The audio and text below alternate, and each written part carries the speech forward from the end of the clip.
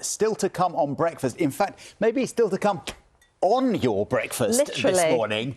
We're talking about milk.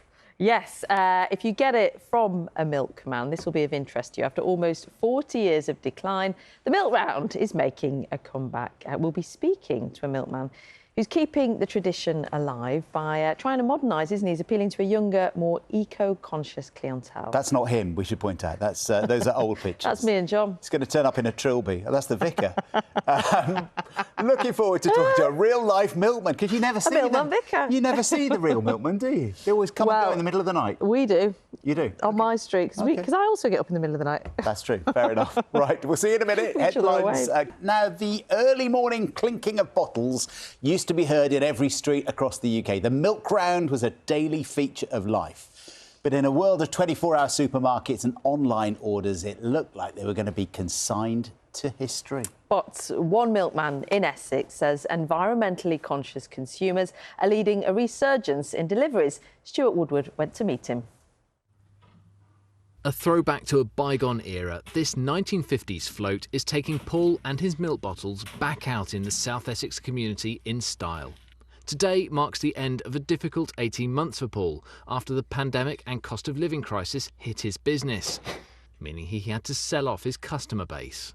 Everyone was looking at their weekly spends and they were prioritising really, and we probably started to get looked at as to whether we were priority or not really. Obviously I spent 5 years building the business, so it was quite heart-wrenching really, but everything was spiralling out of control cost-wise. 18 months on, Paul's back on the road again, and he's been reunited with an old friend, a 65-year-old milk float that he used to own before selling it to a friend. This float, 1959, there are probably about 10 left in existence of this particular model. So I spoke to the family and said, look, whatever condition it's in, don't scrap it, and started a sort of labour of love to restore it, really. It's not a job for the faint-hearted. Paul's first delivery this morning was midnight, but he's clearly passionate, so much so that over the years he's amassed a collection of 20,000 milk bottles. It just went from about 9 on my mum and dad's sideboard in the kitchen to about 15, then I purchased my own shed to display them, and every local milkman was dropping off empties as well as full bottles, and they would come back from all over the country when people went on holiday. So I just kept all the bottles, and then that branched off into foil caps from the milk bottles and cardboard caps from the wartime milk bottles. And there's a lot of Essex bottles that dairy's really close to my heart, and you know, the old ones from about 1850, anything to do with milk really. As well as the nostalgia, Paul says these glass bottles have helped to create a growing demand for a more sustainable way of delivering milk. There's been dairy companies all over the UK that have gone from nothing to building up, you know, rounds of tens of thousands of customers. So yeah, definitely it's had a big resurgence, yeah. With customers from Billericay right down to Grays, there's certainly enough to keep Paul busy as he gets his business back afloat once again. Stuart Woodward reporting. Look, deliveries come. It's not just in Essex where they're seeing a boom, because we're joined now by another milkman, Jordan Carnell. Good morning to you. Hi, good morning. Just came round the corner in his float and delivered this. Yeah, thank you. You're based in Lancashire. I am. And you would agree, things are good, yeah, business-wise? Yeah, things are great. Things are great. People are wanting to be more sustainable nowadays as well. So we are seeing a dramatic reduce of plastic and a more increase of the glass bottle, the traditional glass bottle, back to us as well. One of the complaints about the milkman was that it was faffy, you had to fill out your form and there was loads of paperwork involved. That's adapted with the times though, hasn't it? Yeah, so what we've done, we've developed our round so it's now all online based, so our customers can go online to our website, they can choose what they want to have, they can amend their order. So for example, if they do want milk today, they can just go online, let us know, and that automatically syncs to our office, and we know for that delivery night that we don't need to deliver their milk, or if they want an extra cheese, an extra orange, we're there for them. So, yeah. So times have certainly changed, haven't they, since the old black and white archive days that we remember of the flat cap and the satchel on and that kind of thing. Absolutely. Look at that. You don't have to deal with churns, do you, when you're out in the morning? No, we don't have to deal with that. But I guess some of it remains exactly the same. A lot of the traditional values are still there.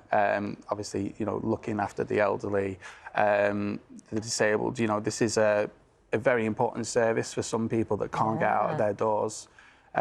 So it is an integral part of the community, and it needs to be kept in tradition. It is something for the future as well. And it's that tradition that actually some people like about it. They like the fact that they see the same person every day, perhaps, that you do become part of the community. Absolutely. So talk me through some of the people that you've met on the rounds. So we meet with loads of people.